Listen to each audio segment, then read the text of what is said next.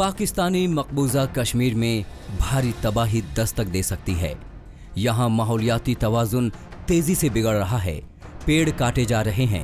पैसों की लालच में माहौलियात को जमकर नुकसान पहुंचाया जा रहा है। जंगलों की कटाई से चश्मे खुश्क हो रहे हैं और जानवर भी कम हो रहे हैं। क्लाइमेट चेंज को लेकर मुजफ्फराबाद में हुई स्टडी से चौंकाने वाले नतीजे सामने आए हैं। स्टेट ऑफ द एनवायरनमेंट नामी इस रिपोर्ट में कहा गया है कि सिर्फ नीलम वैली में ही ग्लेशियर बचे हैं और अगले 50 वर्षों में यहाँ से ग्लेशियर पूरी तरह ख़त्म हो जाएंगे। इसके अलावा ग्लेशियर पिघलने से जो मसनूई झील बन रही है वो बड़ी तबाही का पेशखेमा बन सकती है। जहाँ एक तरफ ग्लेशियर्स कम हो रहे हैं, वहाँ पे दूसरी साइड पे जो चीज़ अलार्मिंग है वो ग्लेशियर लेक्स का डेवलप होना है।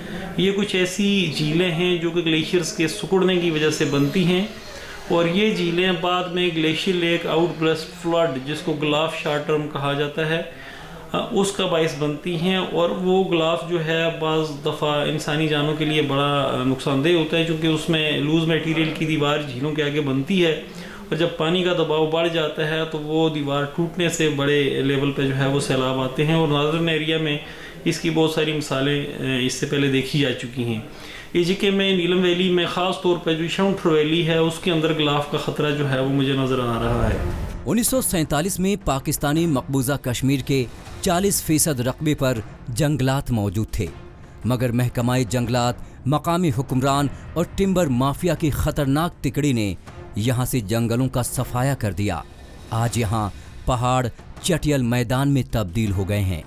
ऐसा कोई 1-2 दिन में नहीं हुआ है, बल्कि ये नतीजा है बरसों की लापरवाही और बदउनवानी का। चंद पैसों के लालच में यहाँ धड़ल्ले से पेड़ काटे गए और अफसोस ये सिलसिला आज भी बदस्तूर जारी है। कभी पूरी तरह हरा भरा ये इलाका आज कंक्रीट के जंगल में तब्दील होता जा रहा है। डिफॉरेस्टेशन और आबादी के बढ़ने की वजह से जंगलात ख़त्म हो गए, तो इस वजह से पहाड़ों के ऊपर बर्फ़ को सहारा देने के लिए कोई चीज़ मौजूद नहीं थी। तो उसकी वजह से जो है ये ट्रिगर डाउन हुई और इससे ये अवलांचेस आई हैं। जंगलों की तबाही की वजह से पानी के ज़ख़ीरे सूखते जा रहे हैं। यहाँ पेड़ कटने की वजह से पानी को रोकने के लिए दरख्त ही नहीं बचे। पेड़ों की मजबूत जड़ें जो ज़मीन के अंदर तक फैली रहती थीं और पानी सोख लेती थीं, लेकिन अब ऐसा नहीं हो रहा है। दरख्त न होने की वजह से आलूदगी बढ़ रही है, हवा में गंदगी बढ़ रही है, साथ ही पानी के ज़ख़ीरे भी सूख रहे हैं। कल तक जो दरिया पानी से लबालब भरे होते थे, आज उनमें काफ़ी कम पानी बचा है। बावजूद इसके हुकूमत के कानों पर जूं तक नहीं रेंग रही। पानी की कमी और दर्जा हरारत का जो बढ़ना है, ये मेरा ये ख्याल था कि मुजफ्फराबाद, मीरपुर, कोटली इस तरह के शहरों के लिए एक बड़ा ख़तरा हो सकता है। और यही ख़तरा फिर डाउन स्ट्रीम अगर आप जाएं तो पाकिस्तान के लिए भी बहुत बड़ा ख़तरा था, क्योंकि हमारी अप स्ट्रीम जो है वो डाउन स्ट्रीम पाकिस्तान के खेतों को सैलाब करने, हमारे डैम्स की लाइफ को बढ़ाने, उनके अंदर पानी के ज़ख़ीरे के ऊपर जो है वो इसका सारा इन्हिसार है।